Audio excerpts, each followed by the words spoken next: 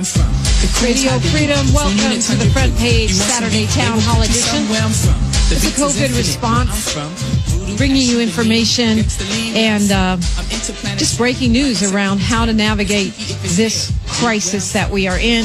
I really want to thank our partners in this journey. Of course, the city of Los Angeles and the county of Los Angeles, also Community Build, which is, a community-based organization. And, of course, the Independent Professionals Association at indiework.org. But I also want to thank Bridge Street Incorporated. They've been an integral part of making this series a success, as well as ES Advisors, Ed Sanders and his team, and, of course, our team here at KJLH, which is Bobo, Aaron Arnell, Ariel Harris, what I call the radio first responders, keeping it moving in the studio, rain or shine, pandemic or protest. They are there for us. So we really appreciate you. Monica Ihar and Martin Ludlow and the team over at Bridge Street. We really appreciate you as well.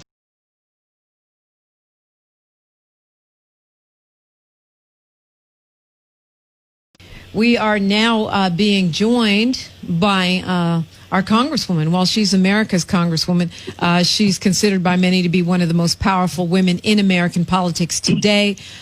She is in her 15th term in the House of Representatives, representing now the 43rd Congressional District of California. Congresswoman Maxine Waters, good morning. Good morning, Dominique, and thank you for being so informative on this program, educating everybody and getting ready for this election that is coming up so that people will know what's going on, and also educating people about public policy and what is going on at every legislative opportunity. Thank you. Well, thank you for everything you're doing. I mean, you're sitting on the Financial Services Committee. You see how this is going down in terms of, what the banks can be expected to do, how we can hold them accountable, and what the Congress can be expected to do, and what you guys' role in this is. Well, absolutely. There's a lot. Let's first talk about the immediate HEROES Act that is in negotiation, or should be in negotiation right now.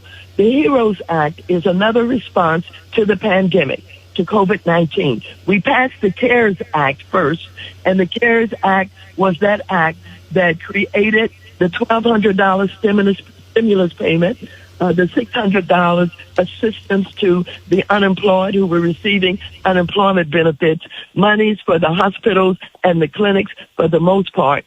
The HEROES Act that we have before us is because the American people are still in a crisis. Many people have been laid off from the jobs.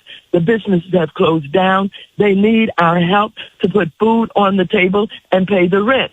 And so the HEROES Act is very important.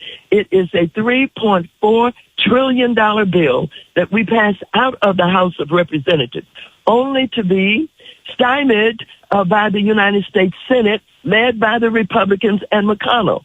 They refuse to support the HEROES Act. As a matter of fact, they said that's way too much money, and that $600 is too much money for unemployed people.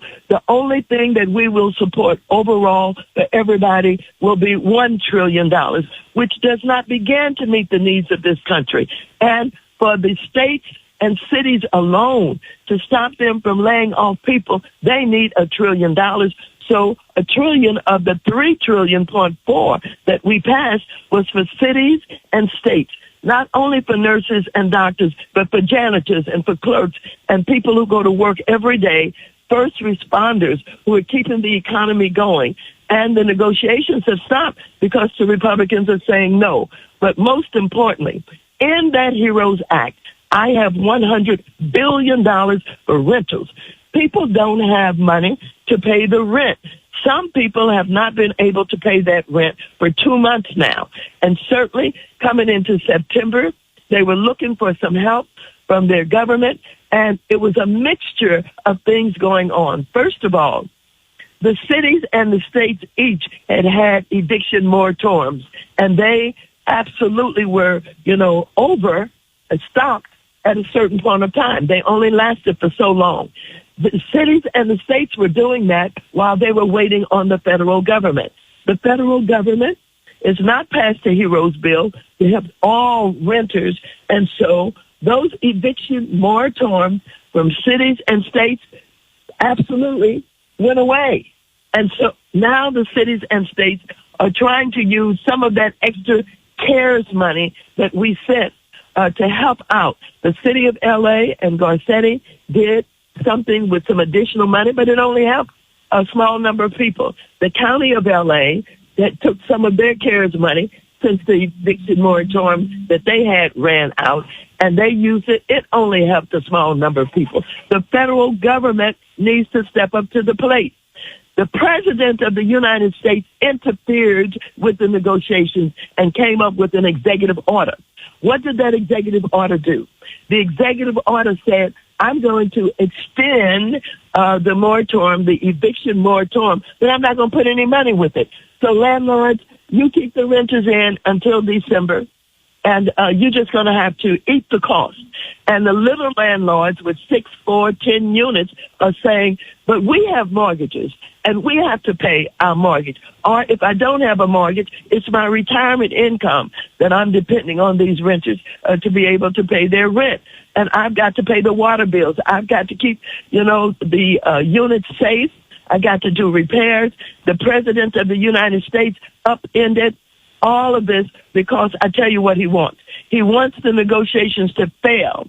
Then he's going to come with the stimulus check with his signature on it and say, see, I'm the one that saved you. But that doesn't speak to all of these other issues that I've alluded to about the cities and the states, more PPP money, et cetera, et cetera. That's just going to be a stimulus check with his name on the bottom of the check and him taking credit. But the economies are going to fail if he does this. So we're in a hell of a situation in Washington, D.C. People need to speak up. People need to not only use all of the social media to address the elected officials. The protesting will help us. I know that now there is those are looking at protests as a terrible thing. But most protesters are peaceful. We do have some people who cause trouble, and the people who are peaceful need to say to them, cut it out. You're hurting our cause. But we better get out here and speak up and act up until we can get these Republicans and this president out of office. He is destroying this country. And we've got blacks who have the nerve enough to say they're going to vote for him.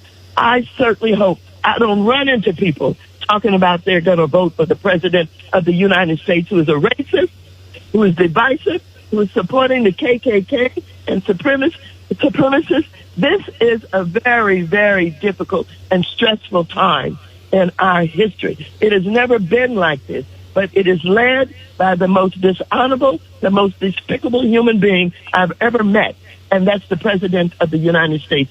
I hate to sound like I'm preaching this morning, but Dominic, I want to tell you we're in a crisis. Honestly, I think this is some preaching we need. When we get back, we're going to talk about, what the bank's role is. And, we're continuing our conversation with Congresswoman Maxine Waters. So grateful that you've taken time out this morning, Congresswoman Waters. I know you're in the middle of 12 different fights in Congress and trying to get our interests represented. And we appreciate you always taking time out for your KJLH family here in Los Angeles and Inglewood. Well, thank you. And tell all of our friends, stop giving these black Republicans a platform with their mess. These are people who are looking for a money arrangement with the president in some way. They're only going to get tricked also. But this business of opening up our communities to these Republicans and black Republicans got to stop. They're hurting us. Thank you. Congresswoman Waters, can you stay with us through the break? I don't know. Okay, well, you know what? Then I'm going to delay my break because I don't want to let you go right now. I just feel like I really want to, get some conversation in here about your work on the Financial Services Committee. You're one of the few that's been willing to hold these big banks accountable. We just saw this huge merger with Broadway Federal and the other black-owned bank in Washington, D.C. Are these hopeful signs for us? And what can we help you do to really hold these banks accountable so they don't just kick the can down the road with a forbearance, but actually come up with some real help, tacking that money onto the end, modifying loans or offering some real help since they're expecting real help from the government. You're absolutely right, and we have been holding them accountable. As a matter of fact, ever since the meltdown that we had by what happened in 2008, we have worked on helping people to try to understand what is a predatory loan. It was these predatory loans that caused us to lose so many of our homes in black and brown communities all over the country. We passed the Dodd-Frank reform bill to deal with a lot of that. I have called the banks into my committee. I had all of the CEOs of the top banks in the committee, and we took them to task for any predatory stuff that they may still be doing. In addition to that, we forced some of the directors from the boards to resign because they've been on there for years and they have been supporting all of these fraudulent activities that caused us to be in the situation that we were in. And so, yeah. Hold on one second. It's great. Yeah, I'm holding on. It's great to know that, Congresswoman Maxine Waters is there on that Financial Services Committee because she is also here with us hearing what's going on the ground with, people that live in the 43rd District and beyond, homeowners and renters who are trying to stay afloat during COVID-19. Want to take this moment while Congresswoman Waters is off the microphone here to thank our partners, the Independent Professionals Association at indiework.org, Community Build, the City of Los Angeles and Los Angeles County, and also, ES Advisors and Bridge Street for really bringing this show to us. I also want to thank you, family, for showing up every Saturday and, making these shows a powerful hub of information for our community. Want to remind you, you can go to KJLHradio.com and find podcasts of these shows in case you missed them. And also you can find a lot of the information that's given out here that's helpful to you, that are resources to you, particularly around COVID-19. At KJLHradio.com. For the podcast, you're going to go click on Radio Free Live and then scroll down to Radio Free TV and you are golden. In addition, you can get them on YouTube at Radio Free TV.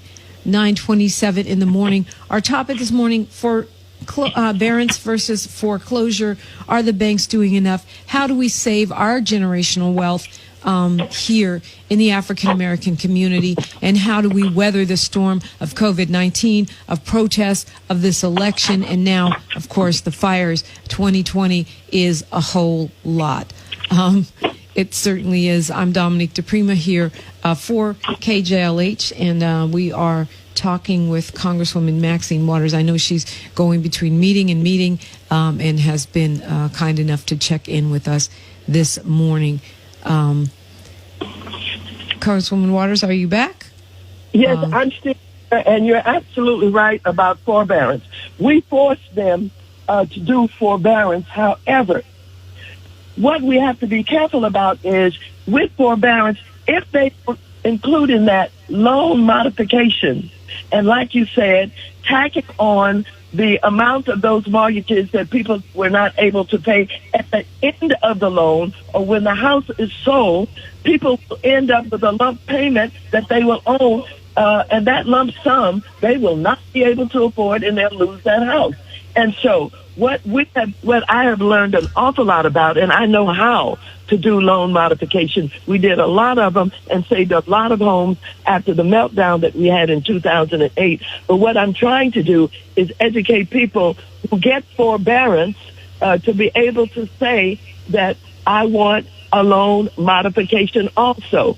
And they've got to really ask for it, because they're not going to offer it. After they do the forbearance, then they're going to want to figure out how to get that money. Some of the banks will do a good job, and they will refi the loan, and they will refi it in a way that the cost is less, or they will allow people to pay so much on the unpaid mortgage per month along with the mortgage payment to try and catch up. But the real deal is what you alluded to, and that is putting the amount that has been unpaid at the end of that loan, so that when that house is sold, that payment can be made, and that would be reduced from, the absolute price of the sale. And that would be very, very good for most people, because that would keep them from having to figure out how to do a lump sum or even how to pay partial amounts per month. And if that house is going to end up selling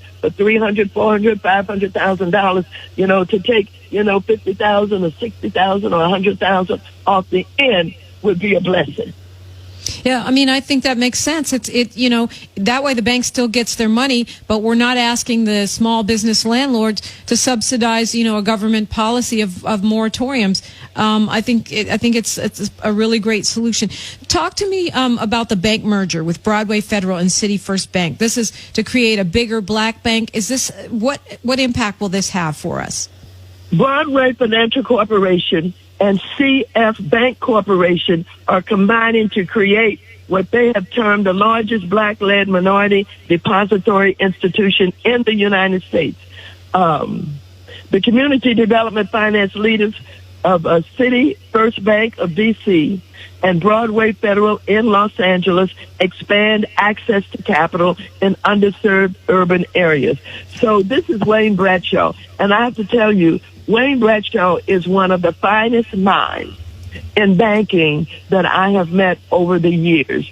And so he's entered into this agreement with CF Bank Corporation, City First, as it is known, in Washington, D.C., and they have announced that they have entered into a transformational merger of equals agreement to create the largest black-led minority depository institution in the nation, with more than $1 billion in combined assets under management and approximately $850 million in total depository institutional assets. That was as of June 30th, 2020. Combining the two institutions, they believe, will create their collective commercial lending capacity for investments in multifamily affordable housing, small businesses, and nonprofit development in financially underserved urban areas, while creating a national platform for impact investors. It's a great move. It's the kind of move that we see where we need growth. We can't be stymied in our MDIs, that's our minority depository institutions, our black banks, just sitting there watching our assets basically, go away, and not having the money to lend to our businesses and to do the mortgages. Do what, is done in financial services. Start the combining of smaller institutions to make bigger institutions. That's what happens with community banks. When you see a failing bank and you can acquire it. And that's what I work with FDIC to try and get more minority banks looking at how they can acquire some of these failing white banks in some of these communities. And so that's what they have done. It holds out great promise. I'm proud of them. It's a great move, and I think it will work, and we will see more financial resources available to our community. And speaking of financial resources for us, you've brought some money home from the CARES Act to help people around the airport in Inglewood, in LA County that are, needing noise mitigation. Now grants are coming through, right? Absolutely.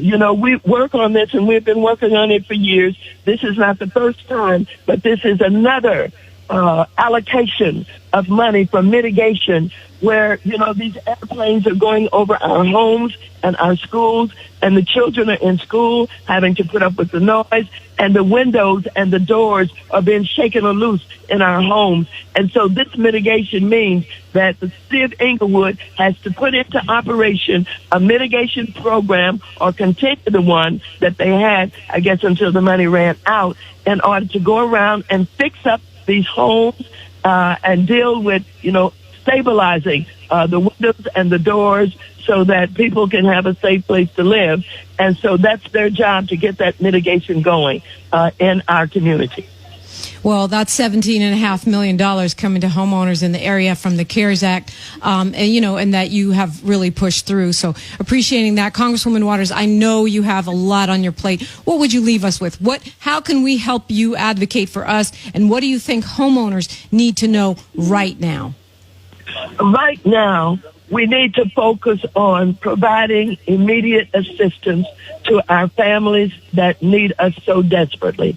When I talk about food, it is because I know that people are standing in line for all of these food giveaways, and that's only temporary. We need public policy that will deal with putting money in the pockets of these families so that they can purchase food for their children. That's why we've got to have a stimulus allocation so that we get some cash into the homes. That's why, in addition to that, we've got to help pay the rent so that our renters can stay in their homes, in their rental units, and that the landlords can be paid so they don't lose their property. So that means you have to be advocates right now.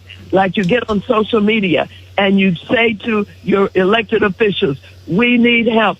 We elected you so that you could go out there and represent us and fight for us, and call out the Republicans. They're the ones that's stymieing everything. They don't give a darn about the people. They will not come to the negotiation table in good faith and try to do the negotiation. Protest. And while you're doing that, understand, get ready for the vote. Get ready for the vote. And know that you're going to be, if you're registered voters, you're going to be getting your voter ballot by mail. Protect that ballot. Don't give it to anybody. Don't lay it around. Don't let anybody come to your mailbox and try to steal it. Protect that ballot. Fill out that ballot. Send it back right away. And if you need some help, call me. Call your elected officials. Call Dominique. Call KJLH. Tell them that you need some help. But be sure to protect that ballot and vote, vote, vote so that we can get Biden and Kamala Harris in. It will be a new day, people. It will be a difference in public policy. We will get the help. We will protect Social Security. We will protect Medicare. We will do what we need to get help for our students who are burdened with these student loans. We've got a great agenda, and we can put it in force if you only understand your power and you don't get tricked by these Republicans. And black Republicans running around here have no power. They can't make the Republicans do anything. They're not even trying. They're out there trying to get something just for themselves. So if you understand the difference between people in your face talking about they're going to give you $1 or they're going to do something for you right now, understand it's about public policy and law that's going to get us where we need to go and help provide that safety net for the least of these. Thank you, Dominique. Congresswoman Maxine Waters, thank you so much. Appreciate your stopping by this morning. You're so welcome. And thank you for the job that you're doing. I really appreciate you. Thank you.